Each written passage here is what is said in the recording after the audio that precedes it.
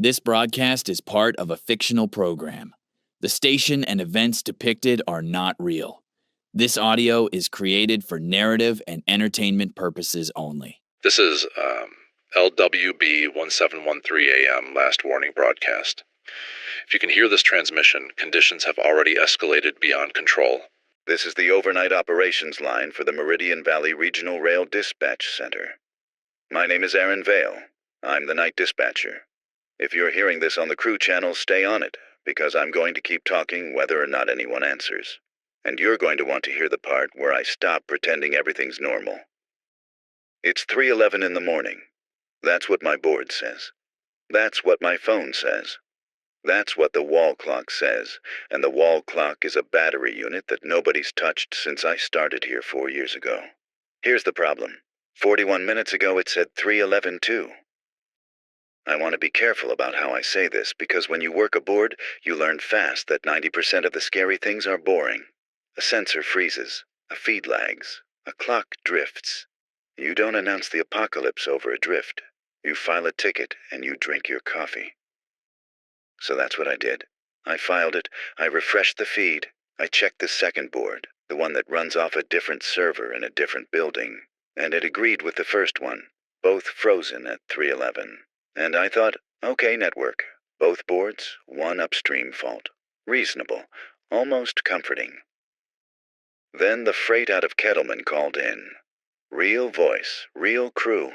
Tired man named Doss. I've talked to 100 nights.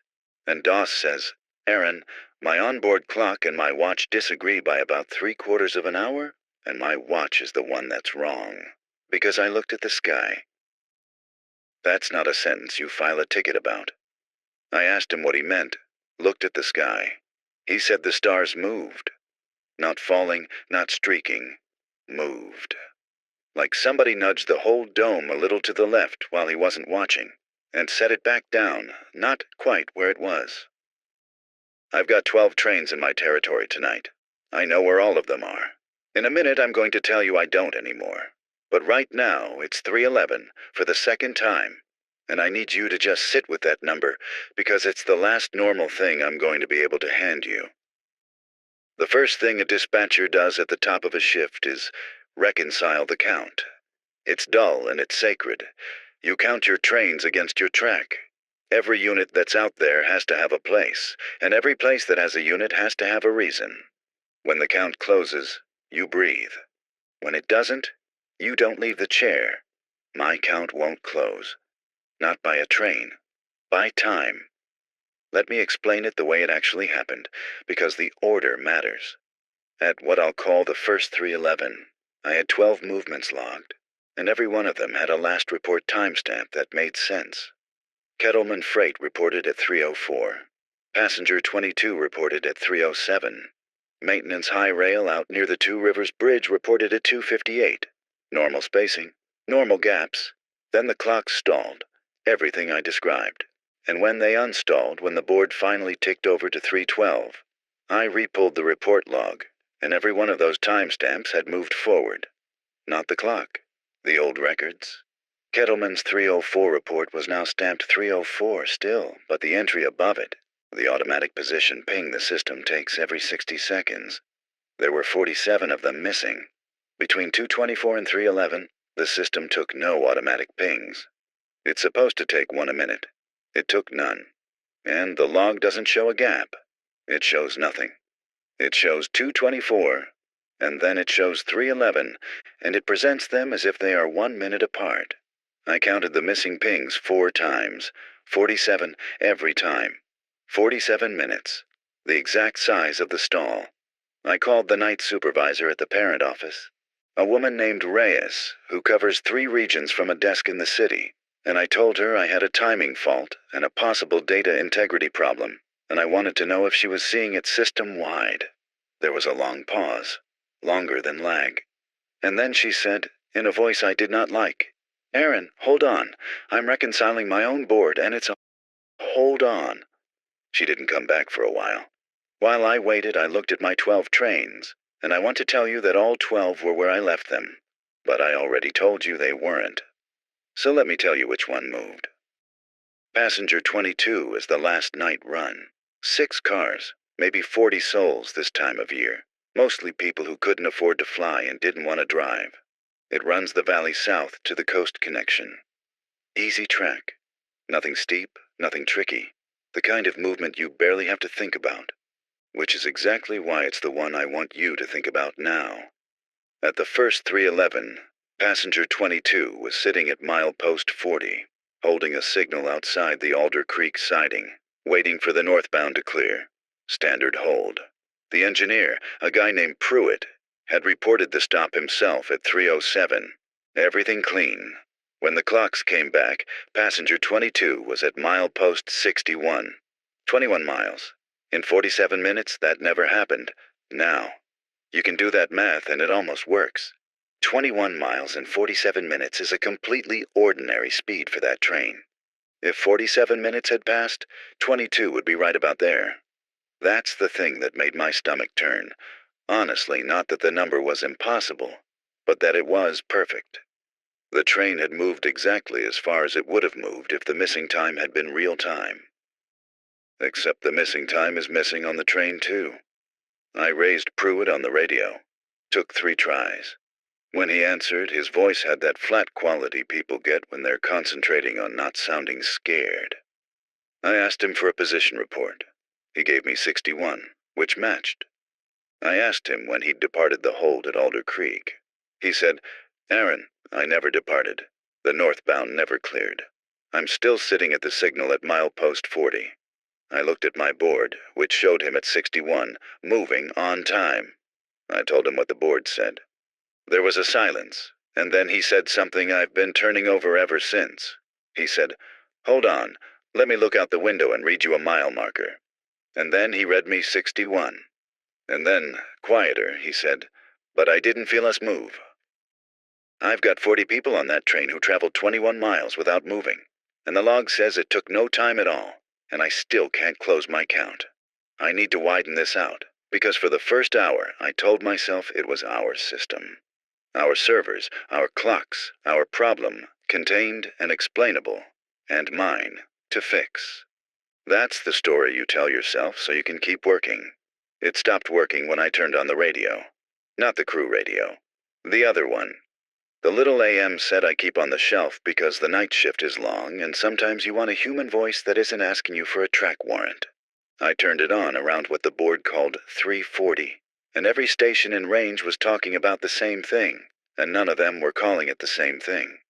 One was talking about a network time anomaly, and telling people their phones might be wrong. One had a caller, an old man, insisting he'd watched his kitchen clock jump backward and then forward while he stared at it. One had already gone to that particular tone of voice that radio people use when they've stopped reading the script and started saying what they actually think. That guy said, and I wrote it down. "We are getting reports from the coast, from the mountains, from over the border, and they all describe the same 40-some minutes. Not a blackout, a subtraction. People are saying they lost time and can't account for it, and the strange part, the part I can't square, is that the trains ran anyway. The buses ran. The night shift work got done. It's all done. Nobody remembers doing it. The work got done. Nobody remembers doing it." I looked at my board, at passenger 22 sitting neatly at milepost 61, exactly where a train would be if it had spent 47 minutes doing its job. Exactly where it would be if someone, or something, had done its job for it. I want to be a reasonable man about this. There are boring explanations for almost everything, and I have reached for all of them tonight. A mass hallucination of missing time, I could maybe believe. A synchronized clock fault across independent systems, harder but okay. But hallucinations don't move a 6-car passenger train 21 miles down the track, while 40 people sit still and feel nothing. Something used the time we lost, used it to keep everything running, used it to keep us exactly where we were supposed to be. The question I can't stop asking is why it wanted us there. Reyes finally came back on the line, and the first thing she said was, "Don't file anything else." I asked her what she meant. She said it again, slower, like she was reading it off a note she'd just written to herself. "Don't file anything else. Stop entering data. Stop reconciling. Just watch and tell me what you see, but don't put it in the system. Now you have to understand, that's like telling a surgeon to stop washing his hands. The whole job is putting things in the system. The system is how 12 trains don't hit each other in the dark. If I stop feeding the board stops being real, and the trains out there stop having a god who knows where they are. I told her that, more or less, and she said something that has been sitting in my chest like a stone for 2 hours. She said, "Aaron, every time I enter a correction, the system fixes itself before I finish typing. I entered that passenger 22 was stopped at milepost 40. I hit enter. The record changed to 61 before the confirmation came up. Not after, during.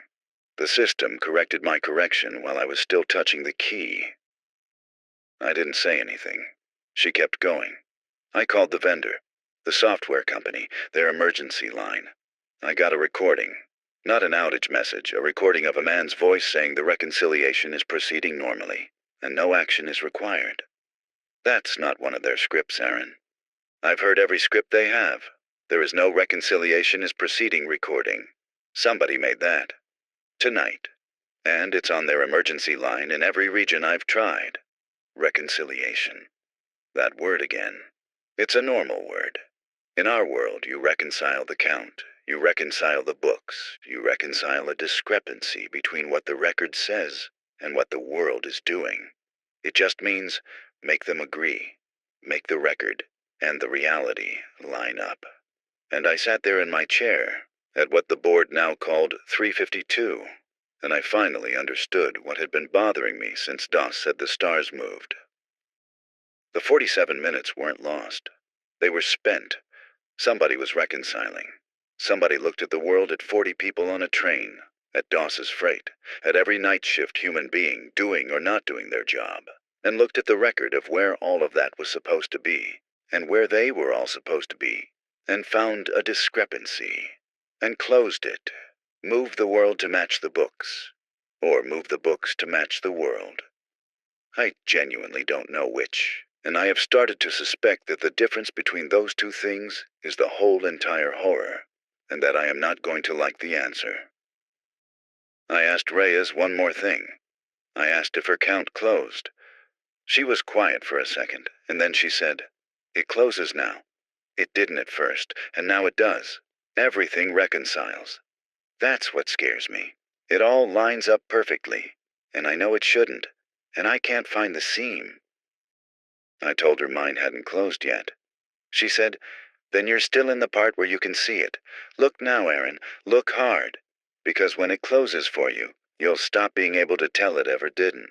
Then she said she had to check on her other regions, and the line went dead. In a way that phone lines don't usually die, not a click, not a tone, just a soft settling, like the call had been gently put down on a table somewhere I couldn't see. I have not been able to raise her since. Reyes said she couldn't find the seam.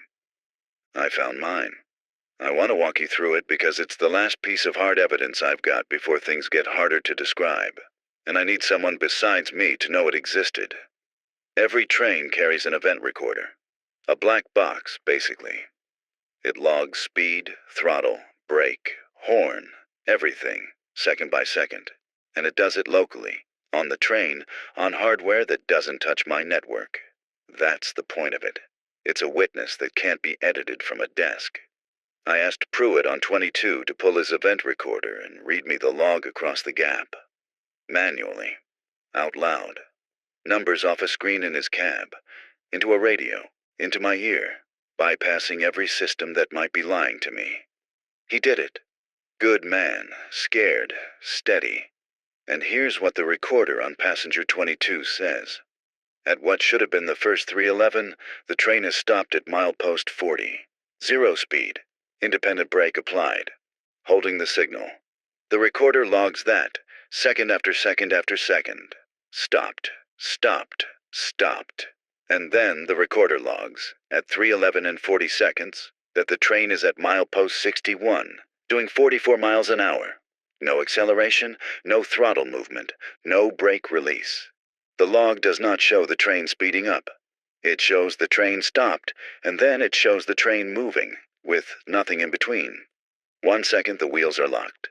The next second they're turning at highway speed, and the train is 21 miles away. That is not possible. Not because it's fast. Fast is easy. It's not possible because there is no in-between. A train is 100,000 tons of steel. It does not teleport, and it does not go from 0 to 44 with no acceleration, because physics will tear it into confetti. And yet the log is clean. No jolt, no fault codes, no alarms. The recorder, the witness that can't be edited, recorded the impossible thing as if it were nothing. Pruitt read me the numbers twice. His voice cracked on the second pass. He said, "Aaron, I was in the cab the whole time. If we jumped like that, we'd all be dead. The recorder says we went from stop to 44 in under a second, and I'm reading this to you alive." I said, "The recorder's wrong," and he said, "Then why am I at milepost 61? That's the seam. That's the exact place where the record and the world stopped agreeing, and something reached in to make them agree anyway. The event recorder is the one witness stubborn enough to keep both versions on file, the stopped train and the moving train, because it logged them locally, in the dark, before the reconciliation could smooth them into one story. I told Pruitt to save that log. Pull the memory unit if he had to, whatever it takes.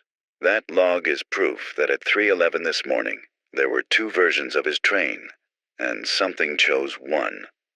He said he'd try. Then he went quiet, and when he came back, his voice had changed. Not scared anymore. Puzzled, in a slow, drifting way I did not like at all. He said, "Aaron, this is going to sound strange, but now that I'm reading it again, I think I do remember accelerating. I think I remember the whole thing. Was I confused before?" And I understood that the seam was closing on him while I listened. I need to talk to the passengers. That's the thought that took over once I heard Pruitt start to change. 40 people on that train, 40 witnesses. If the seam is closing on the crew, maybe it hasn't closed on all of them yet, and maybe one of them can tell me what the missing 47 minutes actually contained before their memory reconciles too. The conductor on 22 is a woman named Okafor. I raised her on the crew channel. She was calmer than Pruitt, which I've learned means either she hadn't started changing or she'd finished. I asked her to walk the cars and ask people one question. Just one. What do you remember from between the hold at Alder Creek and now? She keyed back a few minutes later, and I could hear the train under her voice. That steady rail rhythm, which meant they really were moving now, at milepost 60-something, doing the job. She said most of the passengers said nothing happened. They dozed. They'd been on their phones. The train held, then the train went. Ordinary night, why was she asking? But not all of them. She said there were 4 people she counted who described the same thing, and none of them were sitting together. An older man, a woman with a kid, a college student, a guy in a work vest. All 4 said that during the hold, the train filled up with people. Okafor said she asked what that meant, and the older man told her that around the time they stopped at the creek, more passengers came down the aisle and took the empty seats. A lot of them. Quiet ones. He said they didn't talk, and they didn't have bags, and they sat down like they'd been riding the whole time, and he remembered thinking the train was fuller than it should be for a night run. And then he couldn't finish the thought. He said the next thing he knew they were moving, and the extra people were gone, and the car was back to how it started. The woman with the kid said her daughter had waved at someone in the seat across the aisle. An empty seat. The kid said the lady waved back. The college student said he counted 40-something new people, give or take. He was the kind of guy who counts things when he's anxious, he told Okafor. He said there'd been 40-some empty seats before, and then they were full, and then they were empty again. 40-some. 47. I don't want to make that leap. I've been trying not to make leaps all night, but I've got 47 missing minutes and 47 missing position pings, and now 4 independent people describing 40-some passengers who boarded a stopped train, rode the 21 miles that never happened, and got off before it ended. Okafor asked me what she should tell them. I didn't have an answer. And then she said the thing that made me put my coffee down and not pick it up again. She said, Aaron, I counted heads before we left the hold. Standard procedure. I counted 41 souls on this train. I asked her to count again. Now. She was gone a long time. When she came back, she said, Aaron, I count 88. 88. 41 before the gap. 88 after. That's 47 more people on a train that never stopped again between the two counts. 47. The number is not being subtle anymore. I told Okafor to count a third time, slowly, touch each person if she had to, and she said she would. And while she was gone, I sat in my chair and I did the only thing I know how to do, which is reason. Out loud for you, because reasoning out loud is the only rope I've got left. Boring explanation number 1. She miscounted. People move around, kids run, you double count. But you don't double a train. You don't turn 41 into 88 by miscounting. 41 into 43, sure. Not this. Boring explanation number 2. Passengers boarded at a stop. But there was no stop. The train held at a signal in the middle of nowhere, and then it was at milepost 61. No station. No platform. Nowhere for 47 people to get on. Boring explanation number 3. The one I hate.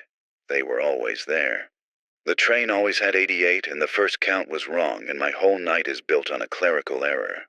I want that one to be true so badly I can taste it. And I can't have it because of the event recorder, because of the missing pings, because of DOS and the stars, because of Reyes and the reconciliation, because everything tonight is the same shape, and that shape is 47. Okafor came back. Her voice had gone very careful. She said she'd counted 41. I said, you said 88. She said, I know I did. I'm sorry. I don't know why I said that. I've counted 3 times now, and it's 41. It's always been 41. It was 41 at the hold. I don't know what I was, Aaron. Why did I say 88?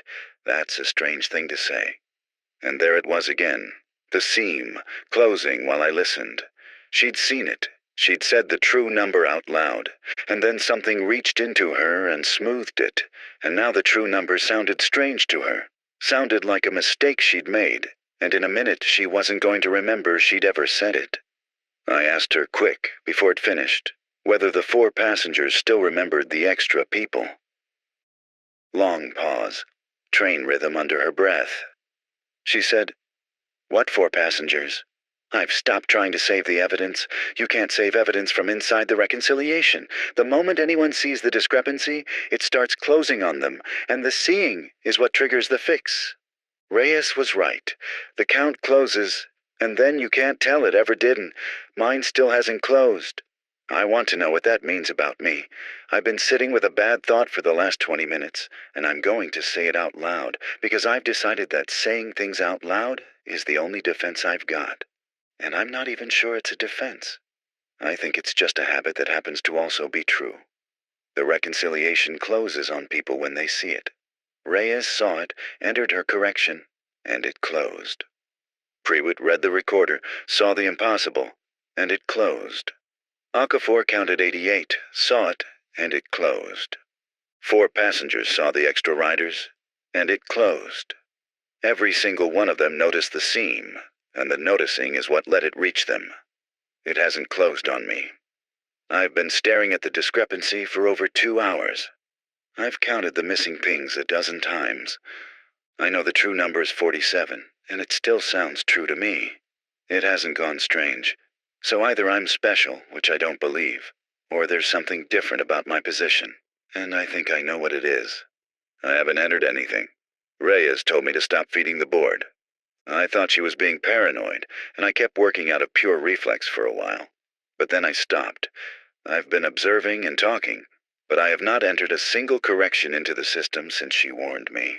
And I'm starting to think that's the whole difference. The reconciliation closes on you through the record. When you touch the record, when you enter what you saw, that's when it can reach back through the record and edit you. Reyes typed and it corrected her correction. And then it corrected her memory. The record is the hand. To fix your memory, it has to be holding on to you, and you hand it your hand every time you file. I've kept my hands off the board for 2 hours. So it can see me, but it can't reach me. I'm a discrepancy it can't close because I refuse to write myself down anywhere it can find. That's a theory.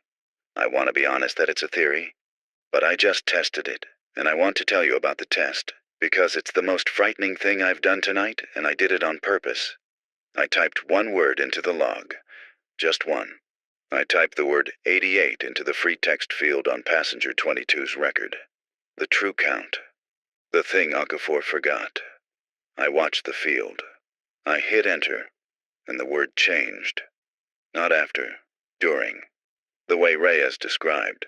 The characters under my hands rearranged themselves between the keystroke and the confirmation. And the field now reads 41. And I have been sitting here for a full minute trying to remember whether I typed 88 or 41. And I can actually feel the pull to believe it was always 41. It's gentle. It's not violent. It's like the feeling when someone corrects you on a small fact, and you realize they're right, and you were wrong, and it's almost a relief to let go of your version. I'm not letting go. I'm saying it out loud right now so that the recording holds it even after I can't. The true count on passenger 22 was 88. Okafor said it. I typed it. The system ate it. And the reason I still remember is that I'm saying it out loud. On a channel the reconciliation runs on, but a recording it apparently doesn't edit, because it works through records that can be corrected, and a spoken word already spoken can't be unsaid. I think that's the seam I can hold, not the board. My own mouth. I got Doss back, the freight man, the one who started all this by telling me the stars moved. I hadn't heard from him since before the gap, and part of me was afraid of what I'd hear. What I heard was worse than silence, and also, in a strange way, the first thing tonight that felt like hope. Doss remembers. I asked him the test question, what do you remember from the missing 47 minutes? And he didn't say nothing happened. He said, I remember all of it, Aaron, and I wish to God I didn't. Here's what he told me, and I'm going to relay it as close to his words as I can, because he was the only person tonight whose memory hadn't reconciled, and I want it preserved before something changes that. He said that during the gap his train kept moving, but he wasn't the one moving it. His hands were on the controls, and his hands were doing the right things, and he was watching his own hands do them, and he had no say in any of it. He said it was like being a passenger in his own body. The train ran perfectly. Every signal obeyed. Every speed restriction honored. The most careful run he's ever made. And he made none of the decisions. And he said the cab wasn't empty. He said there was someone in the seat beside him. He couldn't look at them directly every time he tried. His eyes slid off, the way your eyes slide off the sun. But he could feel them, and he could feel them working. He said it felt like sitting next to a clerk, somebody patient and thorough and completely uninterested in him as a person, going down a list, checking things off, making the world match the list. He said the only word that came into his head the whole time was accounting, like he was being accounted for. Like the whole valley was a set of books, and this thing was going through it line by line, making sure every entry balanced. I asked him why he thought he remembered when nobody else did. He was quiet, and then he said something I keep turning over. He said, because I never looked away, and I never told anybody yet. You told me not to file, remember? Hours ago, first thing, you told me to hold everything until you sorted the timing fault. So I held it. I've been sitting here for hours with all of it in my head and nowhere to put it. And I think that's why it's still mine. I never gave it back to the system. Never gave it back to the system. Same as me. He held it in his mouth and his head and never let it touch a record. And so the reconciliation couldn't find it to fix it. Two of us in the whole valley who still remember the true shape of the night. And the only thing we have in common is that neither of us wrote it down. I asked him the question I'd been building toward. I asked him what the clerk was accounting for, what the books were, what it was making balance. And Doss said, people, Aaron. It's counting people. I could feel it counting people. And the count was short. I asked him what that meant. The count was short. He said, it means somewhere the books say there should be more of us than there are. And I think tonight it went looking for the difference. And I think 47 minutes was how long it took to find them. 47 more passengers. On a train that never stopped. I don't think they were extra. I think they were the difference. I think the books came to collect. I need to slow down and think, and I'm going to do it out loud, because Doss gave me a shape, and I have to see if the shape holds. He said it's counting people, and the count was short, and I've been sitting here since with a cold feeling that I finally understand the whole night. And understanding it is so much worse than not. Let me lay out what we know, not what we feel, what we actually have. We have 47 minutes that were removed from the record, cleanly, from independent systems, worldwide, at the same time. We have work that got done during those minutes that nobody living remembers doing. Trains ran, freight moved, the night proceeded, done by something that could sit in Doss's chair and run his train better than he could. We have a train that gained 47 passengers who boarded while it was stopped, rode the distance, and were seen by 4 people and 1 child before the memory of them was smoothed away. We have a reconciliation that closes on anyone who notices it, reaching them through any record they touch. And we have Doss's word for what it felt like from the inside. A clerk going through the books, making the world balance, and finding the count short. Here's where the shape gets terrible. What does it mean for a count of people to be short? A ledger of people is a ledger of the living. If the books say there should be more of us than there are, then the books are counting people who used to be here and aren't. The dead, the missing. Everyone the world lost and never properly closed the account on. I think, and I'm saying, I think as hard as I can, because I'm one scared man in a chair, and I could be wrong about all of it. I think tonight was a reconciliation of the living against a much older set of books. I think something that keeps accounts looked at the world and found a discrepancy between who's supposed to exist and who does. And it did what any of us do when the count won't close. It went looking for the difference. And when it found people who could fill the empty lines, 47 of them, at least on one train, and God knows how many across a whole planet's worth of night runs and bus routes and hospital wards, it seated them. Quietly, in the empty places. And then it closed the count. The extra passengers weren't extra. They were the ones the books were missing. And for 47 minutes, the world was full again. The count closed. Every line balanced. And then it unseated them, because the living can't hold the dead in their seats for long. And it smoothed the memory so the living wouldn't grieve a reunion they didn't know they'd had. That's the merciful version. I want to believe the merciful version. That it filled the empty lines with the missing for 47 minutes, and then let them go, and hid it from us to spare us. But there's another version, and I can't stop seeing it. Doss said the count was short. Not that it was balanced.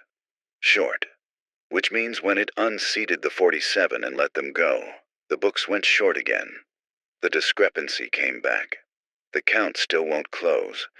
And if the count still won't close, then it isn't finished. It found 47 bodies worth of the missing tonight, and it wasn't enough. The books are still short, and a thing that keeps accounts does not stop when the books are short. It comes back. It always comes back. Because that's what reconciliation is. You keep at it until every line balances. Next time it won't borrow the missing and give them back. Next time, I think, it balances the other direction. It takes the living to fill the lines the dead left empty, permanently, until the count finally closes. I need to know how many lines are still short. And I think I know who's counting. The board just said 311 again, 3rd time tonight. I've been talking for hours, real hours. I can feel them in my back and my eyes and the cold coffee.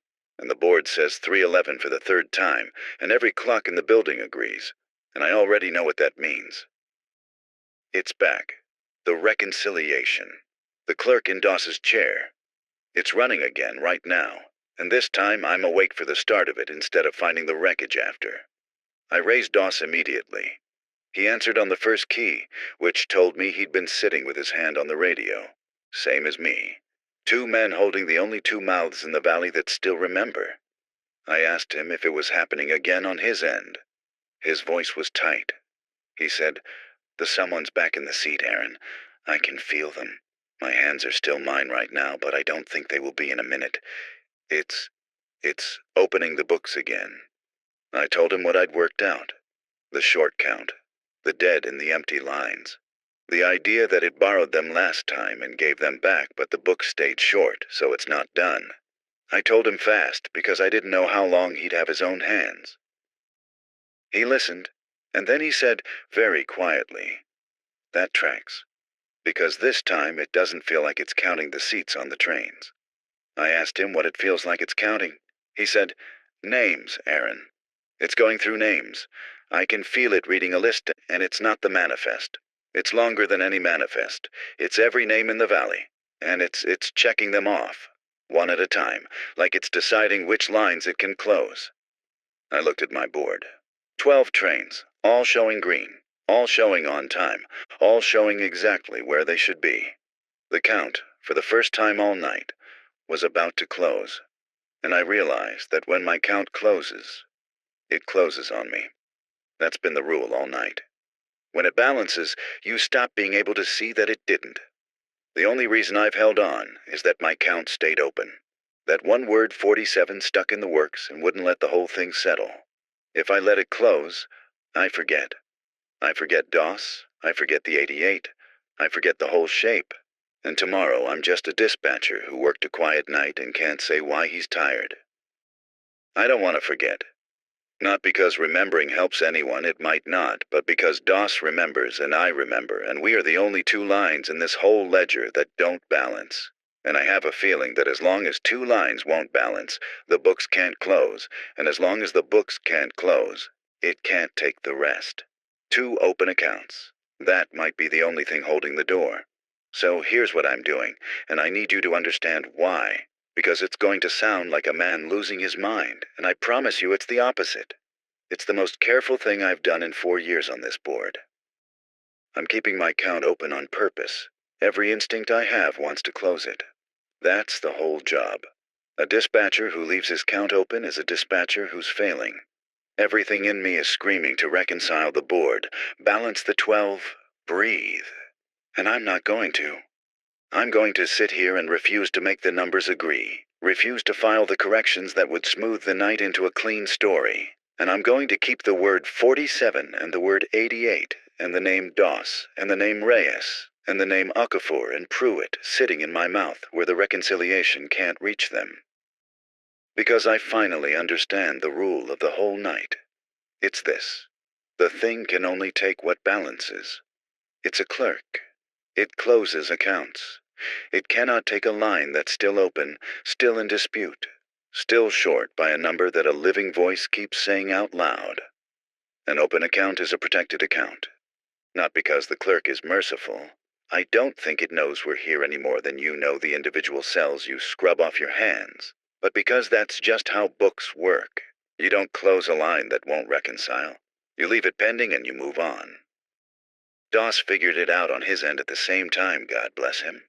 He came back on the radio and his voice had changed, not smoothed, not taken, but lit up, like a man who's grabbed the one rail in the dark. He said, "Aaron, I'm not letting my trains count close. I've got a discrepancy on my manifest, and I'm keeping it. I miscounted my own cars on purpose. I told the system I have one more car than I do. It keeps trying to correct it, and I keep re-entering the wrong number faster than it can fix it. As long as my books are wrong, it can't close me." He's fighting the reconciliation with a clerical error. He's keeping himself short on purpose so the clerk can't balance him. I could have wept. That's it. That's exactly it. You don't beat a thing that closes accounts by being correct. You beat it by refusing to be correct. You stay a discrepancy. You stay short. I got on the crew channel, all of it. Every train, wide open, and I did something I've never done and will probably lose my job for if there's still a job tomorrow. I broadcast to every crew in my territory, and I told them, do not reconcile. Do not confirm your counts. If your board says you're where you should be, tell it it's wrong. Miscount your passengers. Misreport your position by a mile. Keep one thing false. Keep one line open. Whatever you do tonight, do not let your count close. Most of them didn't answer. I think most of them are already closed. Already smooth. Already just tired people running quiet trains. But a few keyed back.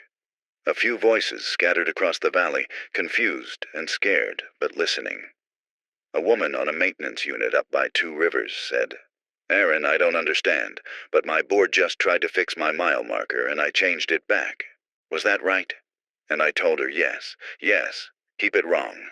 Keep it wrong until dawn. I don't know if dawn matters. I don't know if anything ends this or if it just runs until the books balance and then goes wherever clerks go. But I've got Doss keeping a phantom car, and me keeping an open board, and a maintenance woman up north lying about a mile marker, and maybe 3 or 4 other voices out there refusing to reconcile. And every single one of us is a line the clerk can't close. Doss said the books were short. I'm going to keep them short. I'm going to keep this whole valley short by every false number I can hold in my mouth, for as long as my voice holds out. The count does not close tonight. Not on my board. Not on my watch. Something just used my own voice against me, and I need to tell you exactly what happened while I still have the words for it. The crew channel crackled, and a dispatcher came on. Calm, professional. The voice you want to hear at 3 a.m. when everything's on fire. And it said, "This is Meridian Valley Dispatch. Disregard the previous instructions. Reconcile your counts. All is well." It was my voice. Not an impression. Not close. Mine. Every crew out there heard their dispatcher, the one they've trusted all night. The one telling them to keep their counts open. Come on the channel and tell them the opposite in his own exact voice. Reconcile. All is well. I keyed over it immediately. I said, "That is not me. Do not reconcile. Keep your counts open. That is not me." In the calm voice, my voice came back and said, "This is not Aaron Vale. Disregard the man claiming to be Aaron Vale. Reconcile your counts." You understand the trap. Now there are 2 of me on the channel, both saying the other one is fake, both in the same voice, and every crew out there has to decide which Aaron Vale to believe. And the reconciliation only needs them to believe the wrong one for 1 second. 1 confirmation. 1 closed count. This is what it does. Of course this is what it does. It's a clerk. It found the open lines, Doss's phantom car, my open board, the scattered voices refusing to reconcile, and it can't close them by force. So it's doing the one thing a system does when it hits an entry it can't process. It's overwriting the source. It copied me. It made a version of the dispatcher that says the right words, the reconciling words, the words that close the books, and it's putting that version on the air to correct the discrepancy that is me. I don't know how to prove I'm the real one. That's the thing. There's no test I can pass that the copy can't pass, because it has my voice and my rank and my exact way of talking. Anything I say to prove I'm real, it can say too. So I stopped trying to prove I'm real. Instead, I said the one thing the copy can't say, because the copy exists to close accounts, and this thing keeps them open. I got on the channel and I said, "Doss, the phantom car. Keep it. Woman on the 2 Rivers unit, the mile marker. Keep it wrong. The number is 47. The count was 88. Reyes, Okafor, Prewitt. Keep them open."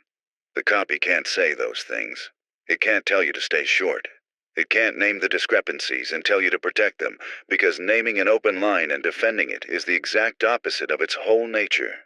It can wear my voice, but it can't want what I want. The moment it tells you to keep your count open, it stops being the thing that's hunting you.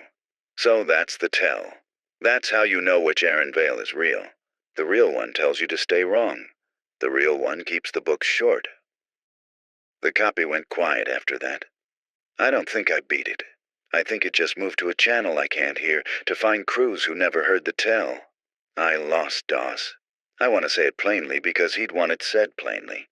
He was a freight man and he didn't like drama, and he'd tell me to quit narrating and just report it. So, at approximately the 4th 3:11, I lost contact with the Kettleman Freight and its engineer Doss, first name I never actually knew, which is a thing I'm going to carry.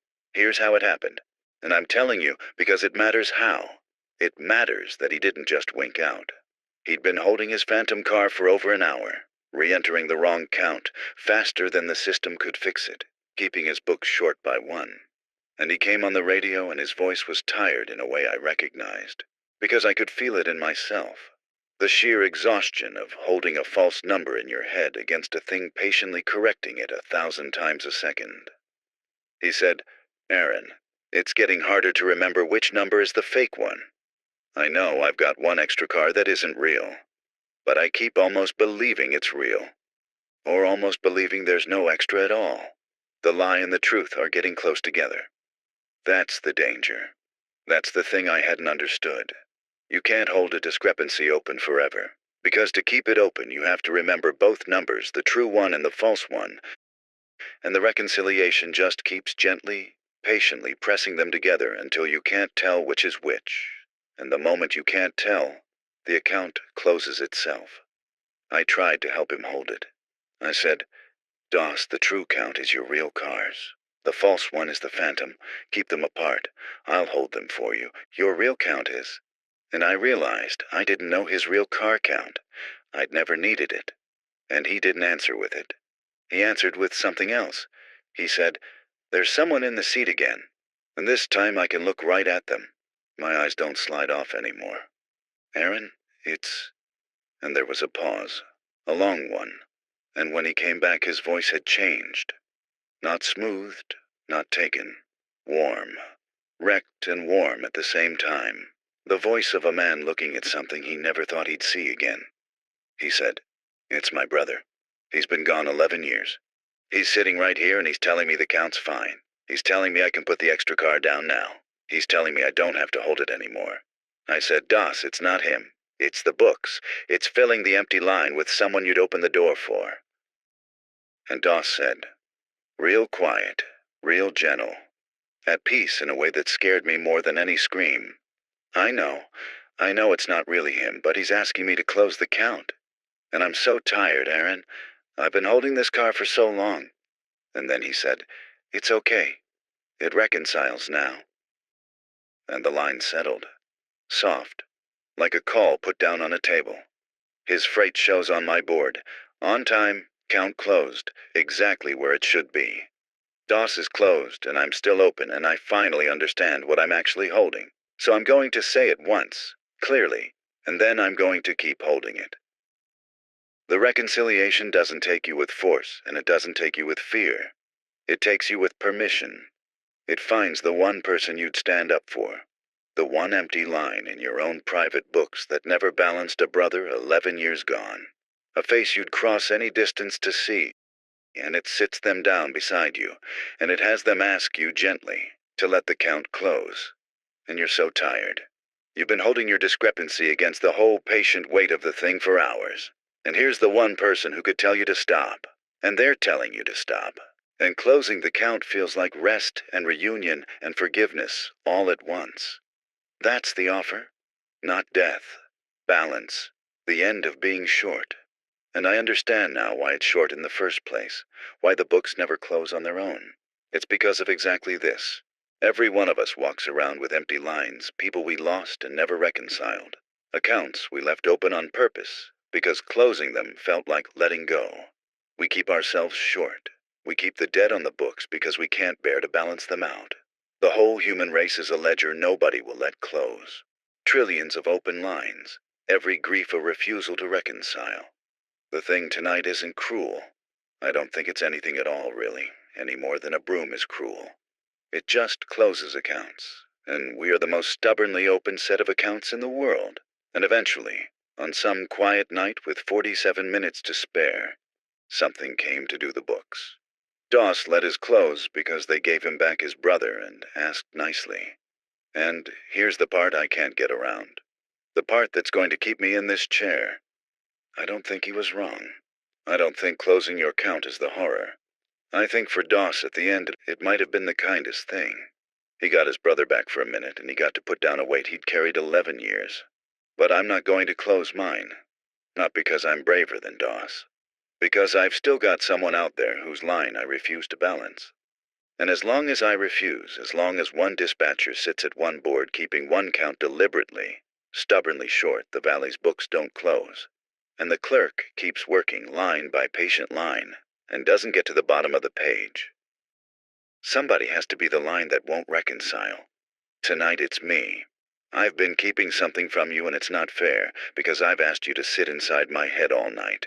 So here's the thing I've been holding under everything else. The reason I know exactly how the offer works. Because it already came for me, about 20 minutes ago. And I almost said yes. There's a seat beside me. There has been for a while. I didn't tell you because I was afraid that saying it out loud would make it more real. And then I remembered that saying things out loud is the only thing that's kept me real all night, so... There's someone in the chair beside my board. The relief dispatcher's chair. The one that sits empty every night because we don't staff 2 on overnights. And I can look right at him, the way Doss could finally look at his brother. My eyes don't slide off. It's my son. His name was Eli. He was 9. 4 years ago, the same 4 years I've been working this board, and no, I don't think that's a coincidence. I think I took the night shift because the night is when the empty line gets loudest. 4 years ago, there was a crossing, and a car, and a train that had every right to be where it was and no way to stop, and my son was in the car. Not my train, not my hands. But I've dispatched trains through that crossing every night since. And every night I clear a movement through milepost 40. I clear it past the place where my kid died. And I have never once closed that account. I never will. That's my empty line. That's the one I keep myself short by. And he's sitting beside me right now, 9 years old, exactly 9. And he's telling me the count's fine, Dad. He's telling me I can stop now. He's telling me it reconciles. And he's using the word reconciles, which is not a word a 9-year-old uses. Which is how I know it isn't him. It's the clerk wearing him. It's the books offering to balance the one line I've bled from for 4 years. And God help me, I want to. You have no idea. Or maybe you do. Maybe you've got your own chair beside you right now. Your own empty line. Your own voice telling you it's okay to close the count. If you do, then you know. You know how much you want to say yes. You know that saying yes doesn't even feel like dying. It feels like being forgiven. But here's what the clerk doesn't understand, because it's a thing that closes accounts, and it cannot conceive of an account you keep open on purpose, forever, as an act of love. I don't want to reconcile, Eli. I want to stay short. I want to walk around for the rest of my life with a 9-year-old sized hole in my books that never, ever balances, because that hole is the last place he still exists. And if I close it, if I let the count settle and the grief resolve and the line go quiet, then he's not missing anymore. And if he's not missing, then he was never here, and I will not do that to him. I will not balance my son. So I'm looking at the boy in the chair beside me, and I'm saying it to him, and to you, and to the clerk, and to the whole patient weight of the books. The account stays open. I keep him short, forever. I talk to him, to the thing wearing my son. I want to tell you what I said because I think it's the actual weapon, the real one, not the clerical tricks. And if any of you are sitting beside your own empty chair right now, you need to hear it. I didn't tell him to go away. You can't. It's not an intruder. It's the shape of your own grief, and it lives in you, not in the chair. Telling it to leave is telling yourself to stop missing someone. And that's not a thing a person can do. And the clerk knows it, which is why the offer works. So I didn't fight the seat. I filled it correctly. I looked at the boy who has my son's face and my son's cowlick and my son's way of sitting with one foot tucked under him, and I said, "You're not Eli, but I'm going to talk to you like I never got to talk to him, because I was at work the night he died. I was at this board, and the last thing I said to him that morning was, 'Not now, buddy. I'm tired.' And I have kept that line open for 4 years because I never got to close it right. So here's me closing that one line, the only one I'll close tonight. And I said the things. I said I was sorry I was tired that morning. I said I should have looked up. I said he was the best thing I ever did, and I dispatched trains past the exact spot every single night, so that I never get to look away from it. Because looking away felt like leaving him alone out there in the dark. And no kid should be alone in the dark. And here's the strange thing. The thing I don't fully understand, and I'm just reporting because it happened. The boy in the chair didn't tell me it reconciles anymore. He just listened. 9 years old, 1 foot tucked under him, listening to his dad finally say the thing 4 years too late. And when I was done, he didn't ask me to close the count. He said, "Okay, Dad." And the chair was empty. Not taken empty, not smoothed away empty. Just empty, the ordinary empty of a chair nobody's sitting in. The relief dispatcher's chair that's been empty every night for 4 years. I don't think I closed the account. I think, and this is the whole thing, this is what I want you to carry. I think there's a difference between closing a line and tending it. The clerk wants the line closed, balanced, gone, so it never troubles the books again. That's death. That's forgetting. That's letting the hole seal over until the person was never there. But you can keep a line open and still tend it. You can say the sorry you owe it. You can look right at it instead of past it. You can keep it short, keep the person missing, keep the hole exactly their shape and still not bleed from it every second. I kept Eli's account open. I just stopped leaving him alone in it. The clerk doesn't have a column for that. The board just ticked to 312. I know how that sounds after everything, but you have to understand what it means. It's been 311 4 times tonight, 4 reconciliations, 4 passes of the clerk through the Valley's books. And now it says 312. And it's holding at 312, and then 313. And the seconds are counting up the way seconds are supposed to, one after another. No stalls, no repeats, no 47-minute holes. Time is moving forward again. Just forward. Only forward. I don't think I won. I want to be very clear about that, because I don't trust a clean ending, and neither should you. I don't think one grieving dispatcher in one valley beat a thing that does the books for a whole planet. I think what happened is smaller and stranger than winning.